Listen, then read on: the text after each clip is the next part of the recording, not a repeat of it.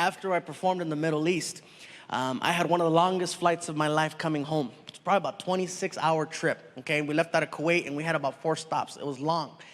When I got home, I was so tired. I turned on my phone to check my messages, and I had a voicemail message from a guy by the name of Channing Tatum, okay? Now, for those of you not wooing, let me explain who that is.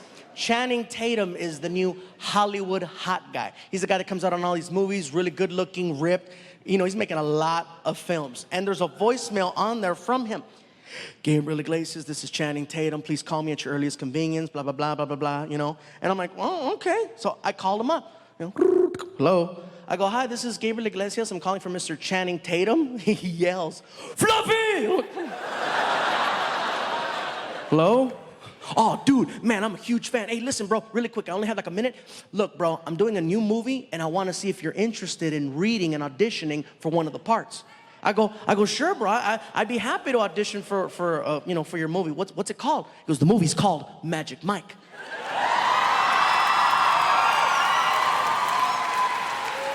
I was like, okay, Magic Mike. So you need a magician, you need an assistant, you want to saw me in half. What's gonna happen? Actually, bro, the movie has nothing to do with magic. It's actually a movie about male strippers. I said, male strippers? He goes, yeah, male strippers. I said, you do know that this is Gabriel Iglesias, right? He goes, you're funny, bro. Listen, we've already got the dancers, but we need somebody to play the DJ at the club. Will you audition for the part? I said, you know what, bro? I'll be there, okay? And just to let you guys know, because some people have asked me in the past, how come you're not in more movies? Because you have to audition. And I don't like auditions because they treat you like crap. Auditions are very cold and they make you feel like they seriously do. You work really hard to memorize all your lines, and you show up and you try to do your thing, and they cut you off really quick. You're in there and you're like, okay, so who am I hold on. Oh, okay, hold on. Hey, how's it going? Don't talk to him. All right, no problem. Okay. Are you ready? Yes, I'm ready. Quick question. How much energy do you want? You don't know? That's why I'm asking. And when you're done, you try to ask him more questions. Like, is this okay? Would you like me to go again? Thank you. I've had the fingers this so many times, and it hurts. Thank you. Thank you. Thank you. And you're sitting in your car and you're crying.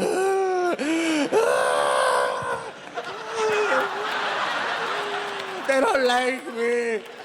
It's a terrible feeling, so I don't like putting myself through that. But since I got a phone call from the guy, I'm like, all right, I hope it's a little bit different. So I show up to the audition, I'm sitting in the lobby, and it's funny because anytime there's an audition, everybody at the audition, usually they're looking for a specific type.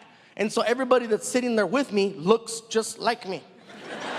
Everybody in there's big, everybody's sitting there, everybody's all happy and jolly and stuff, and we're all looking at each other trying to outdo each other. Like, no, I look more like me than you do. You don't look like me. No, this is what they want. No, this is what they want, you know. So the receptionist looks at me, she goes, Mr. Iglesias, they'll see you now. And I'm like, okay, cool, here we go. Let's see how this goes. So I start mentally preparing myself for the problems that happen in there. I walk in, I don't say anything to anyone. I walk in, there's 3 people in the room. I close the door. And I just look over at the casting person who's sitting on her desk, and hello. And the camera person, and the person I'm reading with all jumped up and yelled, Fluffy! And they ran over to me, and they started hugging me and pulling out camera phones. Now I'm taking pictures with them. Next thing you know, they call a receptionist, Judy, get in here. And girl comes in. Now I'm taking pictures with 4 women. We're going back and forth. I'm like, this is different. You know? And I go, wow, this is very refreshing. Thank you. I says, who am I reading my part with? And the casting person says, this is a formality. They've always wanted you for the part. And they said, if you showed up, it's yours. So basically, we've already called your agent since you showed up. Really? Yeah, this is great. So I get to my car. My agent is blowing up my phone, right? And I answer the phone. I go, hello. He's like, dude, you nailed that audition.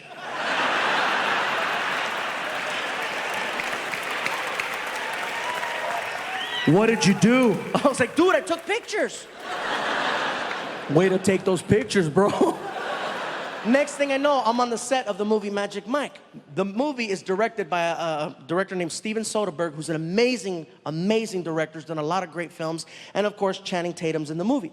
In addition to him, there's an actor by the name of Matthew McConaughey who's attached to the movie. I'm a huge fan of Matthew McConaughey, okay? When I found out I was gonna work with him, I was so excited. You know, and people say, really, you get excited? You get starstruck? Hell yeah, I'm a comedian, not an actor. So I show up, and immediately they send me to the makeup trailer that's parked outside.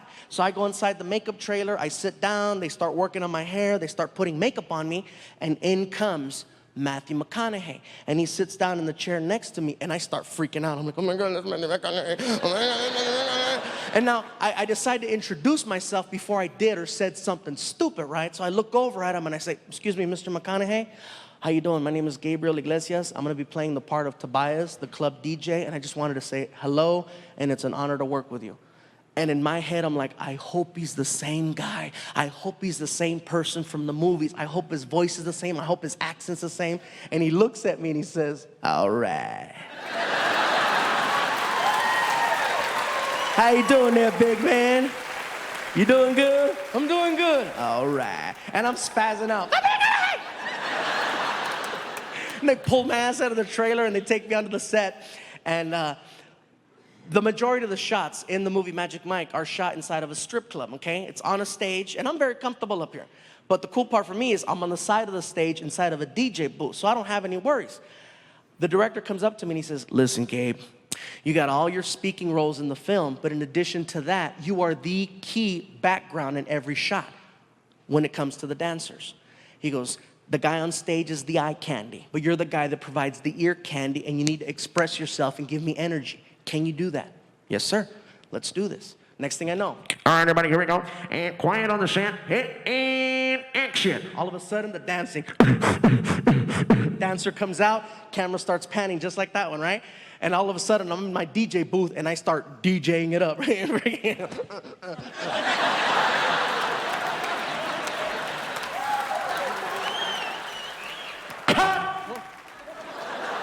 The director comes out from behind the camera, crosses the stage, and gets in my face. That's what I'm talking about. Give me more. I'm like, okay. All right, here we go. Quiet on the set, and action. And I take off.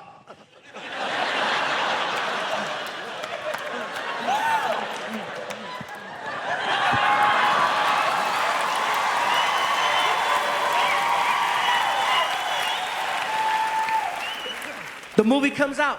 I attend the screening of the film with my girlfriend at Warner Brothers Studios. We're sitting there and we're waiting for that part to come up. And I tell her, baby, it's coming, watch. Sure enough, the camera starts panning. And you see the dancer, you can't even see his head. All you see is his body all freaking ripped and moving. And in the background, in the DJ booth, you cannot see any of the DJ equipment because it's all below the line of the camera.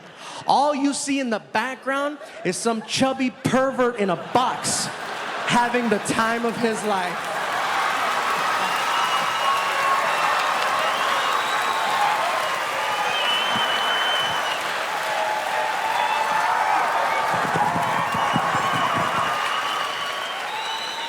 And my girlfriend's like, oh, you're gay. I guess so. And that was my Hollywood debut right there. And in addition to that, there was a couple of other things that happened in this movie that I gotta share because you're never gonna hear about them in a DVD bonus feature. One of the characters in the movie, his name in the movie is Big Dick Richie. I'll leave it at that. He's played by an actor named Joe. Joe's a cool guy. I met him out, we became buddies after the movie, and nice guy. He's big, he's ripped, okay? And his whole thing is he comes out on stage and he's dancing behind a silhouette. So all you see is the shadow of him dancing for 3 minutes. And after the 3rd minute, he grabs his G-string, and this is how he finishes his performance. He tears it off, exposing a shadow of,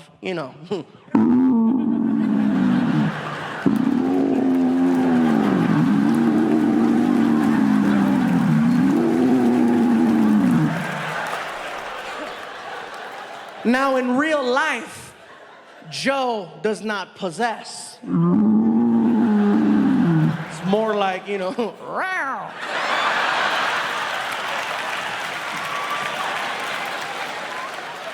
Don't laugh too hard, that's most of us, okay? Now, Because they needed to make this scene happen and we're shooting it in Hollywood, they made a phone call to an adult film company that was up the street. And they got a hold of their props department. And they said, basically, what we need is about 45 impressive male rubber parts to be brought down to the set of the movie Magic Mike so we can attach one of them to an actor for a scene. It took maybe 30 minutes for some guy to show up with a big trunk on the set. And you could just tell he did not belong. You know what I mean? And Channing Tatum saw him and he goes, "Are you the guy?" "I'm the guy." And he brought him inside the house and he got all the actors around the kitchen table and he told the guy, he says, "Listen, bro, dump it out right here, all of it." And the guy opens up the trunk and he dumps out all of these big freaking, it made a mountain. And all the actors were just standing there, just staring like, "Oh my God." All of a sudden, the 12-year-old came out of all of us because we all grabbed one and started playing Star Wars. Just, bend over, you will.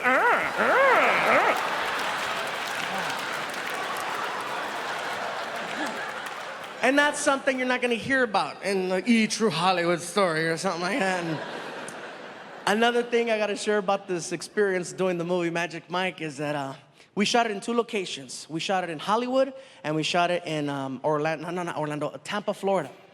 And one of the scenes was shot on a sandbar, which most of you know already. It's a little tiny island with nothing on it. It's real small and people go there and they party. And so we get to this little island and this guy with the headphones, his title is PA, personal assistant to the director, and he comes over and he tells us, "Listen, guys, we're going to be here for a couple of hours.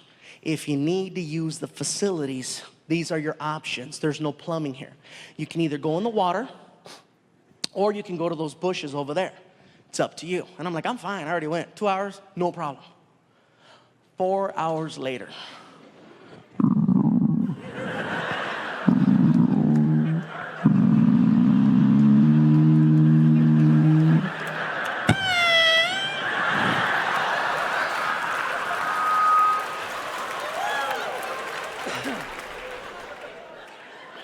"What do you need?" "Listen, bro, you guys said we were only gonna be here for like 2 hours. It's going on 5. My stomach is killing me.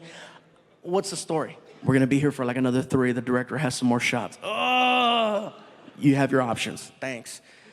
So the first thing I look at is the water, okay? And to put it into perspective for you guys, the water's like right there, okay? And all the actors are like right there, okay?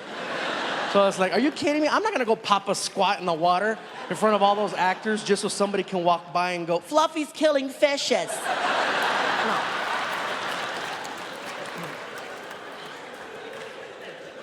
So I take a stroll out to the bushes, right? So I start walking out to the bushes. My stomach is killing me. And fortunately, by the time I got there, my stomach had settled. So I no longer had to go number 2. But since I was there, go make it rain, you know what I'm saying? So I'm in the bushes and I'm doing my thing and all of a sudden I start hearing noises. Just and you know how you could just feel when somebody's standing like right next to you? And I couldn't turn around because, I was doing my thing. All of a sudden, I see a shadow. A long shadow. And it's coming in my direction. And I see that and I'm like, "Ha ha, funny, Joe, that's funny." All of a sudden, that shadow started to pee. And I was like, "Oh my God, it's real." Now curiosity has me. I gotta find out who the hell the owner. So really quick, I'm just like, "Oh my God." All right.